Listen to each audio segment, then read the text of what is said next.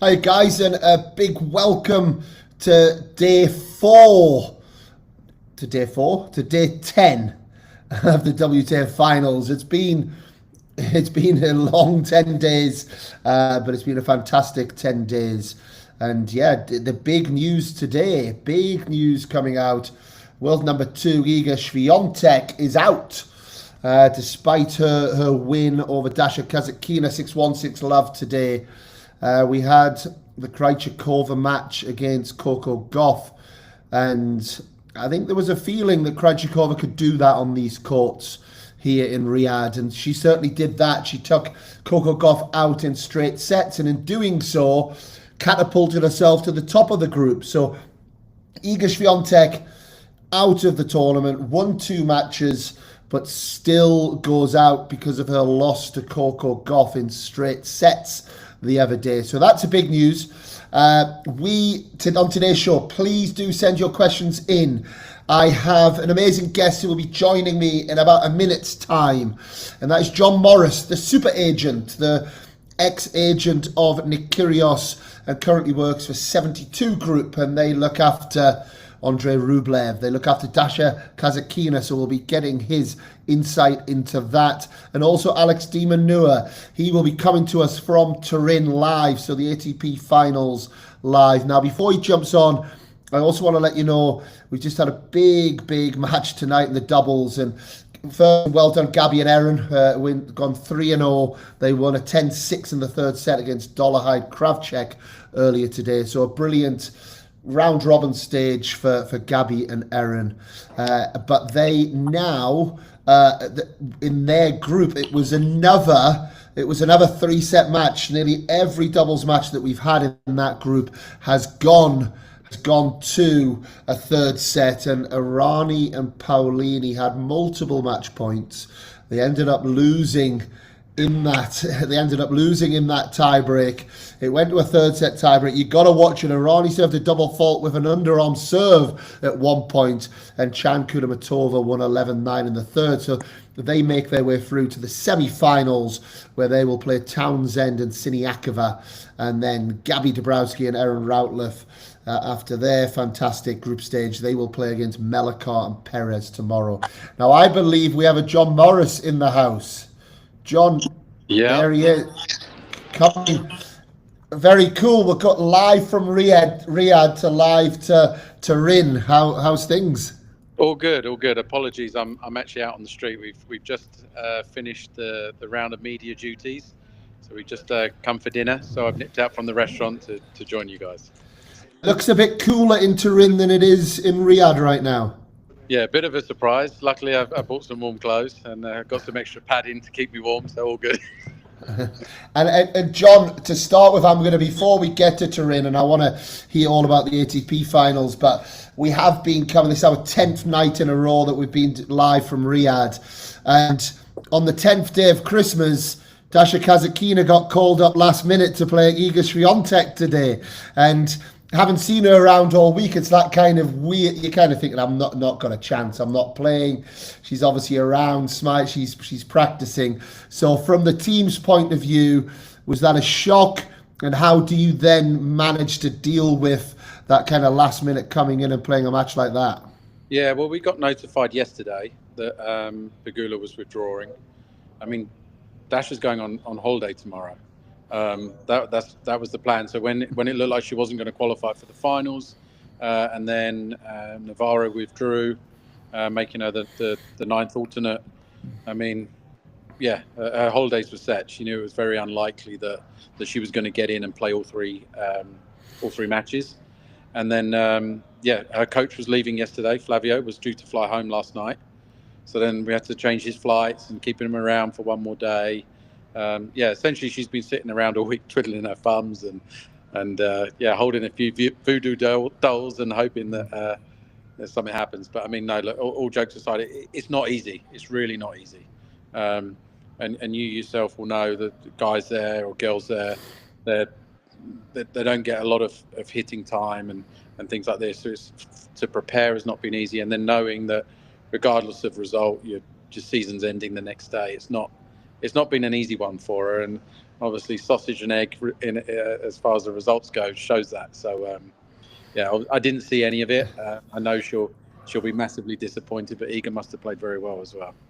Yeah, I think. Do you know what I've noticed, John? Actually, everyone struggled a bit the first few days, and I think everyone, even in their first match, maybe struggled a bit on the return. The court's quite quick, a little bit of altitude here, just different, right? But what I'm noticing is third match in the round robin, everyone's pretty locked in. You know, like Yeah. everyone's got the kind of numbers under their belt.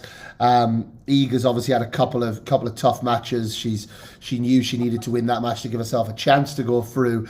I think it was a challenging match for Dash, and I did hear actually Flavio saying that, you know, they came back in relatively quick, quite quick after they gone out, and he came into the players' lounge and he was talking. He was just like, yeah, it was just so tough out there, so tough to just jump into that cauldron, really.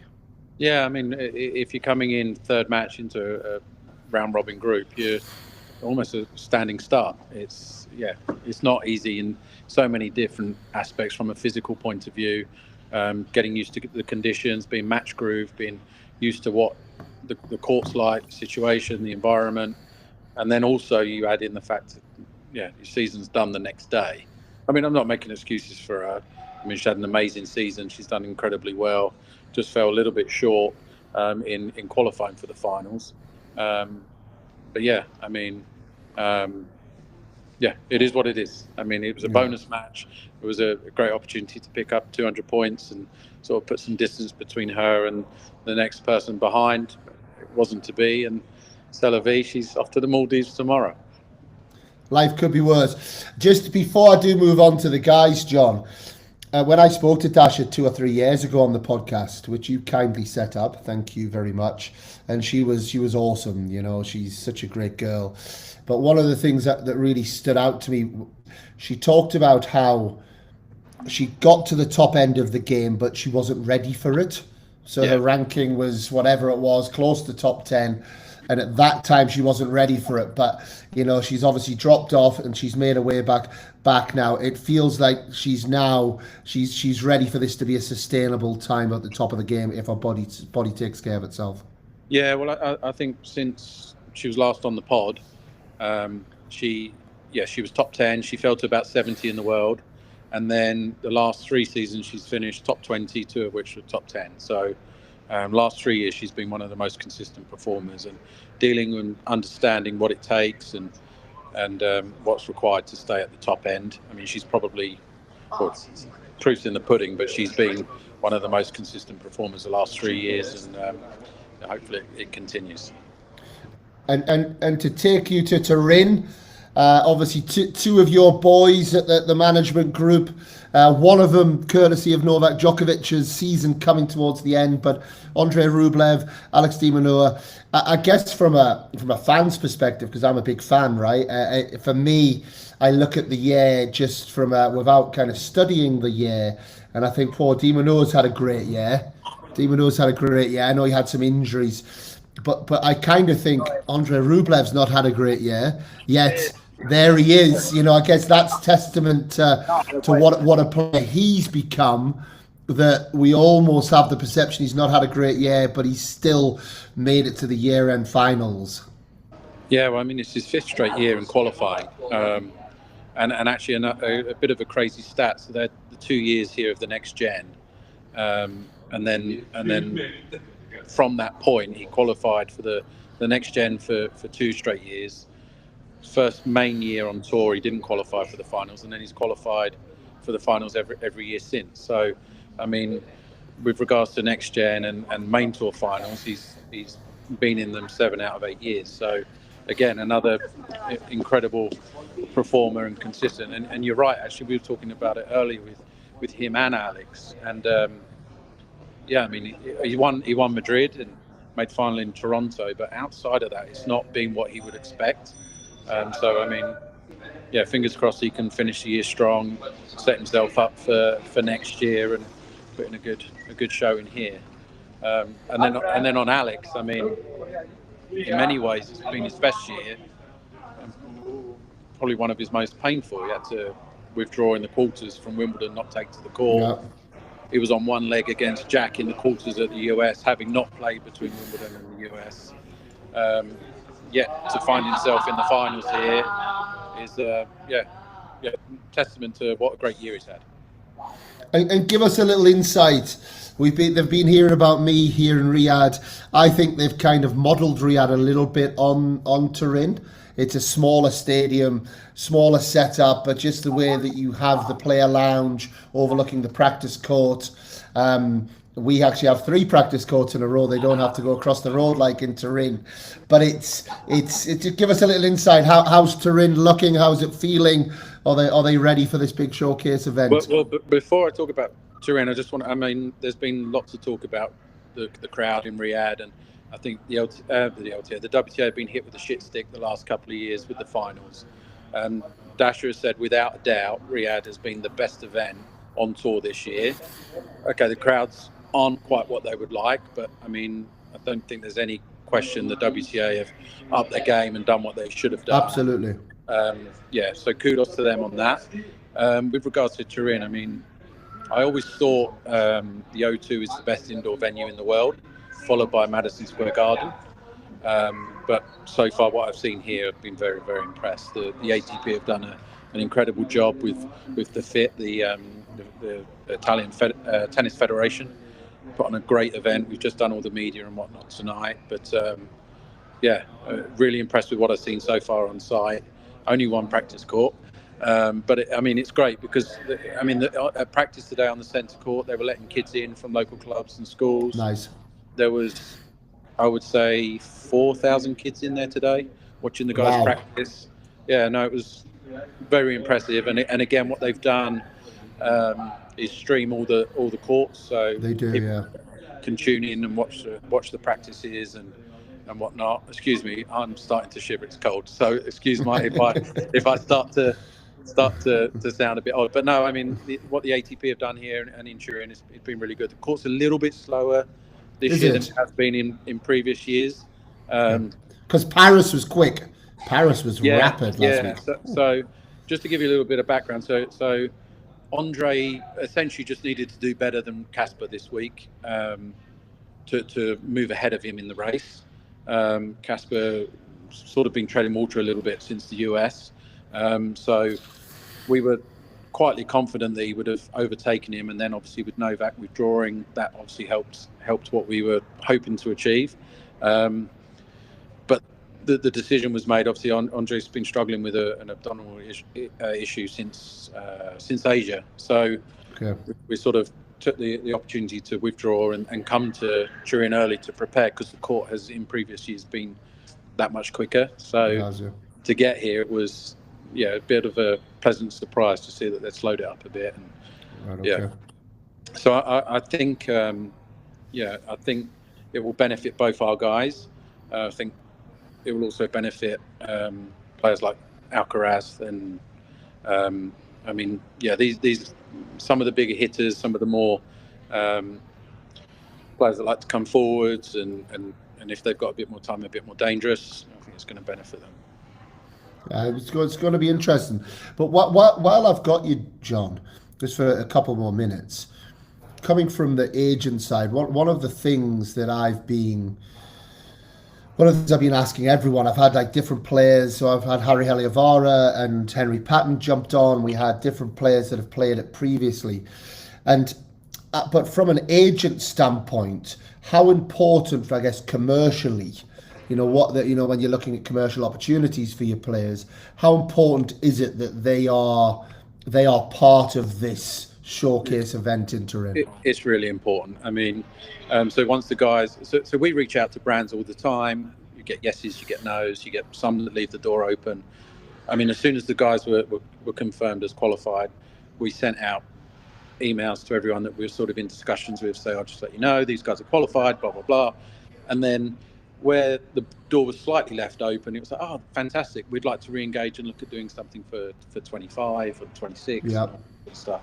And then the deals that are already in place, there's bonuses and things lined up for finishing top 8, qualifying for the finals, winning matches at the finals, all this sort of stuff. So from a a commercial perspective, it's huge. Not just for the in-industry brands, but for the out-of-industry things, watches, cars, finance, insurance, all this sort of stuff. And it really, it's the upper echelons of the game, and it's that's what the brands pay the money for. They want to be associated with the best.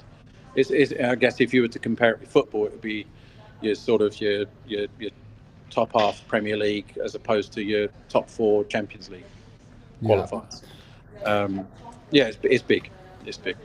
And Turin kind of oozes that as well, right? The site, because the way they have the practice court, they've got all the sponsors and brands around. It's Italy, it's all the brands. It kind of oozes class in everything, in every single way. So to have that association with that event, even more so it feels to me, being in a city like Turin and being the event it is, it seems to put it to a different level. Yeah, and I mean the whole city has come together. So we were at 2 different venues this evening for media. The first venue, I mean, hundreds and hundreds of people lining the streets. We had police escorts from the hotel. There's probably at any one time in the day 200 people waiting outside the hotel just to catch a glimpse of the players. I mean, they're treated like rock stars. There's cars waiting outside. All the roads are closed off. I mean, the whole city has come together like I haven't seen. I mean, I always think in the UK we've got a massive appetite for tennis, and with Wimbledon and even the O2 and everything else that we've done over the years, or we do through the year. But I mean, here is next level. I mean, I've been really impressed. So we left the hotel. There was 200 people waiting outside. They're calling the players' names as they're getting into the car. There's like paps and all this sort of stuff. We then go to the first venue and 1,500 people, 2,000 people, all lining up with barriers, screaming the players' names. Like players are walking through, high-fiving and signing autographs, posing. It's amazing, and I think the way that this city has come together is just, I mean, it's what the ATP and the ATP final should be about. It's the best of the best, and the players are feeling that and feeling respected for it. And all that being said, where does this event rank for you in the calendar? Where does it fit? Including slams, including everything, where does it fit? Not just for the experience, but for how the players feel, for how the teams feel, for the importance that's put on it. It's for me, it's number 5 behind the slams. Okay. And obviously from a player's perspective, points wise, it's 1,500 points as opposed to 2,000 at slam and whatnot. Is the 5th best or 5th most important event in the year, I think. And I'm not going to ask you to pick the winner in Turin because you've got skin in the game, and you no longer have skin in the game in Riyadh. We're down to our last 4. The world number 2, Iga Swiatek, has gone out today, which has also thrown up Sabalenka against Coco Gauff now in the semi-finals. And we've then got Barbora Krejcikova, who has come from nowhere. She's won 2 matches since Wimbledon. That was against world number 2, 4, 6 and 116. And here she is. She's taken down Coco Gauff. She's taken down Jess Pegula, and she's now in the semi-finals against Qinwen Zheng tomorrow. So what's our final going to be, and who's going to win the women's singles here in Riyadh? I think Sabalenka will make the final, and I think the winner will come from the other semis. I was sitting on the fence a little bit, but I think the winner will come from Qinwen and Barbara's semi. Wow. Well, on the podcast, we picked at the start of the tournament that the first match of the tournament would be the final of the tournament, and that was Aryna Sabalenka and Qinwen Zheng. So I'm going to stick with that. I think that's what we're going to see on Saturday. I think Qinwen will win a slam next year. She's right there. She's right there. You can see it. You can feel it.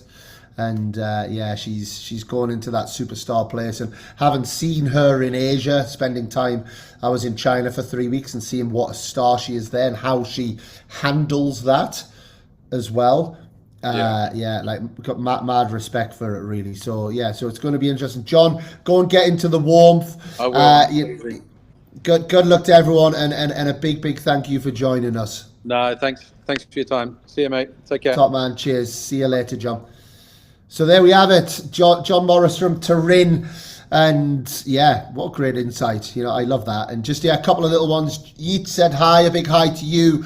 Windermere Jones, a big thanks for following these and for all of your comments. Thanks for the shout out for the good performance by Gaby and Erin. What has the girls' prep been like for tomorrow? Yeah, good. They're seeming good spirits. It's amazing where time goes, actually. So much kind of happens. What we have done today, actually, after the match, obviously you finish the match. We have our routines, of course. They do the media. I take them their sushi and their turkey rolls, their chocolate milk. Making sure that they're getting the good calories back into them straight after the matches. We then do our cool down, and when they're doing their cool down, we tend to, especially because it's a quick turnaround, we tend to almost park that match. So we spend a few minutes taking the learnings from the match that's just happened, and then because we knew that they were going to be playing in less than 24 hours in the semi-final, we kind of park that match. They take care of their bodies, physio, massage, whatever it might be, after they've had their late lunch. And then actually today, what we did is we were invited to meet the Canadian ambassador, which was lovely. They'd been at the tennis the other day, or a couple of people from the embassy had, and he said he wants to meet Gaby and also Erin. Erin's lived in Canada since she was five years old. So we were invited over there, which was all very, very nice. We had probably an hour and a half sat outside in their lawn, being well looked after, and just sharing good conversation, actually, which some really interesting things that came out, and given us a chance to ask our questions as well. They were Canadian, so they were saying it's a very safe space. But just, I guess the talk of today, I don't know if anyone's seen Coco Gauff in her press conference, but she's probably the first player that has actually addressed the situation in Saudi. Everyone was talking about it beforehand. No one's really got into there, and she's addressed that she did have big reservations of coming. I think we don't know what to expect, and especially the women's rights, the issues that we hear about, for her to come over, and she's expressed how much time she spent talking to the WTA and how many assurances she needed and how many conversations she had with the WTA and people in Saudi, to make sure that they were going to try and make a difference here. She holds her hands up and says she's not big enough and powerful enough to obviously change cultures per se. However, it is something that she wants to be taken very seriously, and they're putting these programs in place which the WTA has. So we got a chance to speak to the Canadian ambassador about that and his team. And one of the questions that I know the girls had, because we're having conversations with people in the salon, that they're getting their hair done, or, we're getting to mix with the locals, and, this whole around the guardianship, how women have to have a male guardian. And now, that's something that we understood was still in place, but that was stopped. So the Crown Prince in over, I think back in 2018, wanted to really make that change at that moment, and start to change the culture and get women traveling and freedom of movement, and start to get all of these things up and running. So that was quite interesting to understand that there is a lot of these steps that that are in place that we weren't so aware of. You know, he one of the things he said is it's the fastest changing countries ever. You know, the change that's been made at the culture or what they're trying to do.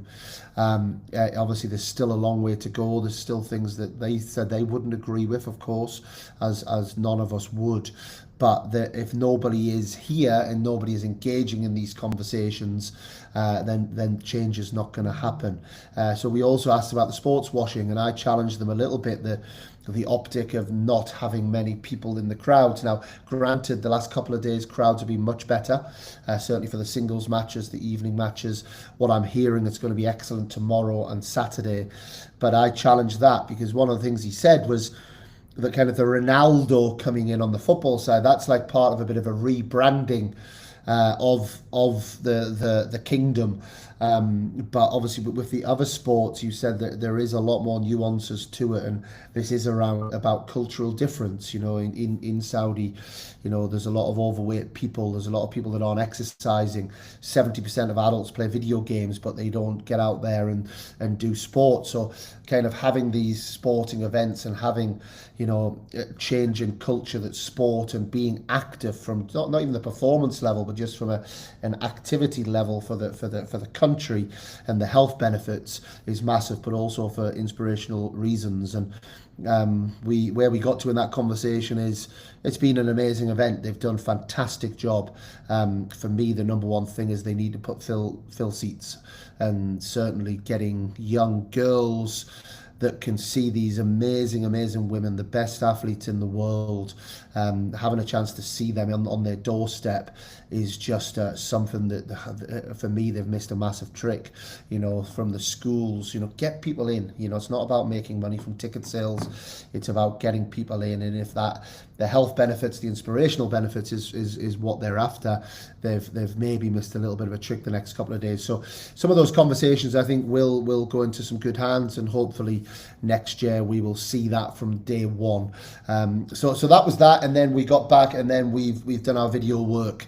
You know, that is, you know, we always do that. I to be completely transparent, I did a lot of that pre-tournament. You know, I would,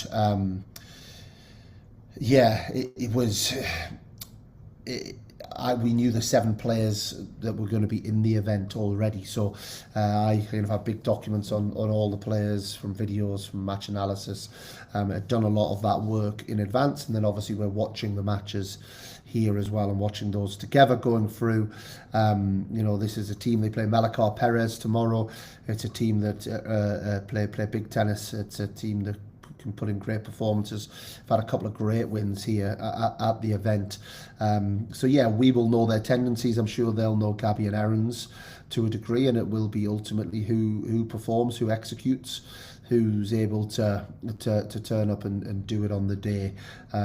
So yeah, excited. The girls are excited. It's another great opportunity for everyone that's left in the event, you know, to going into tomorrow. So yeah, so that's really how the day looks, and then from there, they're on an evening like this, I encourage, either eating in the hotel or having some room service and just getting their feet up. Hopefully not watching me on YouTube live, and just having, watching some TV.